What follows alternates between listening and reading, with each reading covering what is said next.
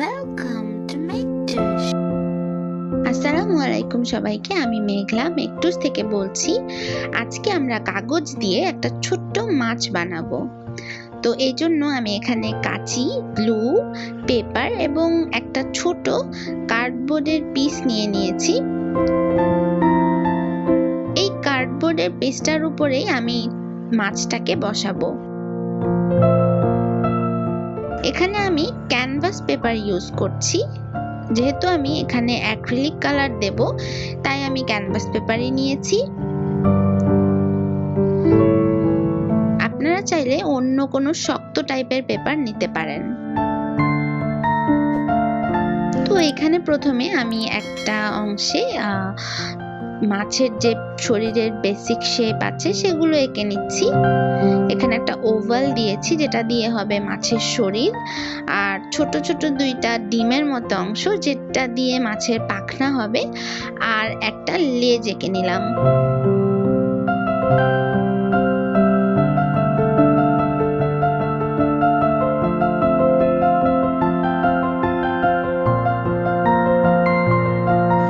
এবার এগুলোকে আমরা কেটে নিব। এই যে কাটা হয়ে গিয়েছে। এইবার আমরা এখানে ছোট ছোট কিছু গোল এঁকে নিচ্ছি, যেগুলোকে আমরা দেব মাছের শরীরের যে আঁশগুলো থাকে সেগুলোর মতো করে। তো এগুলো আমরা কেটে নেব।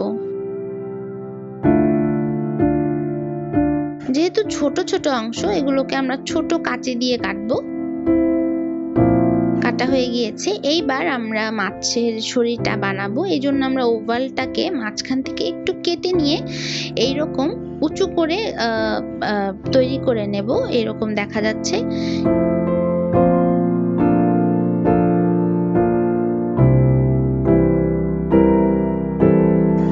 এইবার যে ছোট ছোট অংশগুলো আছে সেগুলোকে মাছের শরীরে এরকম সিরিয়াল করে বসাবো।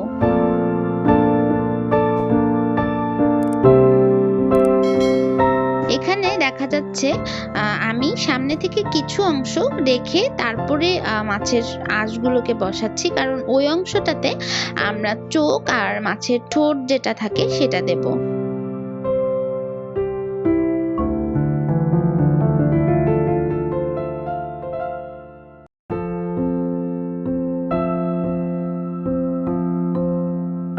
প্রত্যেকটা আঁশ বসানোর সময় একটু একটু করে গ্লু দিয়ে নিলে জিনিসটা অনেক টেকসই হবে। এবার পাখনা যে দুটো আমি কেটেছি সেগুলো লাগিয়ে দিলাম, আর সবশেষে লাগাবো লেজটা।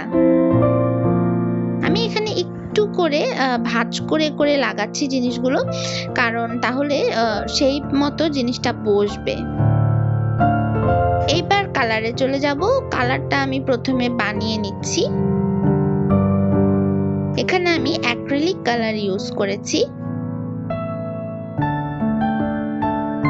অ্যাক্রিলিক কালারটা অনেক চকচকে হওয়াতে এটা যে কোনো জিনিসের উপরে যখন আপনি করবেন কোনো ক্রাফটিং আইটেমে, তখন জিনিসটা দেখতে অনেক ভালো লাগে। এই জন্য আমি এখানে অ্যাক্রিলিক কালারই ইউজ করেছি। তো এখানে আমি খুব হালকা কালার দিতে চাচ্ছিলাম, তাই এখানে একটা হালকা আকাশি রং আমি ব্যবহার করেছি, যেটা মাছের শরীরে হবে। আর পাখনা, মুখ আর লেজের জন্য আমি নিয়েছি হলুদ রং। এইবার যে কার্ডবোর্ডের পিসটা ছিল সেইটাতে আমি একটা বেস কালার দিয়ে নিচ্ছি। এটা খুব হালকা একটা গোলাপি রং, যেটার উপর আমি মাছটাকে বসাবো, আর এই রকম করে সুন্দর করে নকশা করে নেব। তবে আপনারা আপনাদের ইচ্ছে মতো যে কোনো নকশা করতে পারেন। সবথেকে ভালো হয় নকশাটা যদি চারিদিকে মানে সাইডের দিকগুলোতে থাকে, তাহলে মাছটা ফোকাস হবে সুন্দর করে। আর এখানে আমি গ্লু দিয়ে মাছটাকে ঠিক মাঝ বরাবর বসিয়ে নিয়েছি কার্ডবোর্ডটার।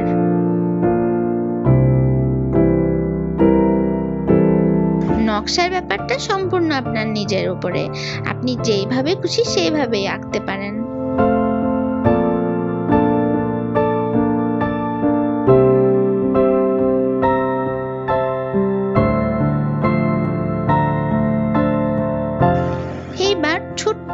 একটা ঠোঁট আমি কেটে নিয়েছি কাগজ দিয়ে, তারপর ওটাকে লাল রং করেছি এবং এটা বসিয়ে দিলাম ঠিক মাছের মুখের সামনে। আর যেই আঁশের অংশগুলো আছে এখানে আমি একটু নকশা করব, এই জন্য আমি এখানে খুব গাঢ় একটা নীল রং বানিয়েছি, সেটা দিয়ে আমি এখানে নকশাটা করছি।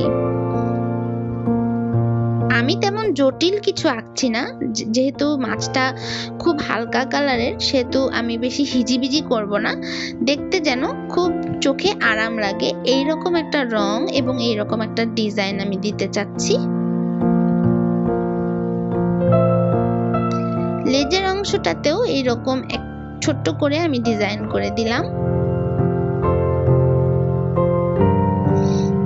এইখানেও আপনারা আপনাদের মন মতো যে কোনো ডিজাইন দিতে পারেন।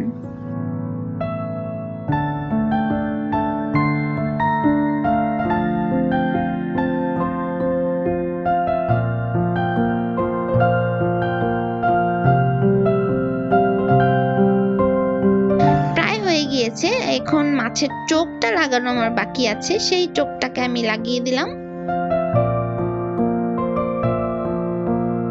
চোখটাকেও এরকম আলাদা একটা কাগজে এঁকে আমি বসিয়ে দিয়েছি।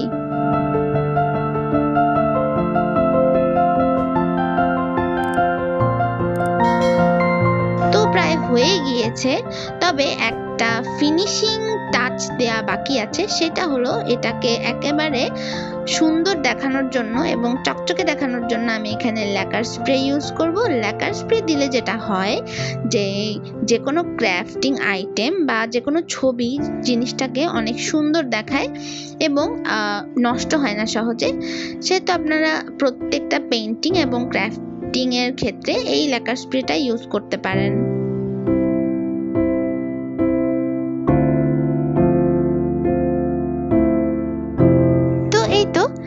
দেয়ালে লাগানোর পরে আমার মাছটার এটাই ছিল ফাইনাল লুক। আর আমার মাছটা কেমন লাগলো এবং কোনো কিছু যদি জানার থাকে অবশ্যই আমাকে কমেন্টে জানাতে ভুলবেন না। দেখা হবে অন্য কোনো ভিডিওতে, সেই পর্যন্ত সবাইকে আল্লাহ হাফেজ।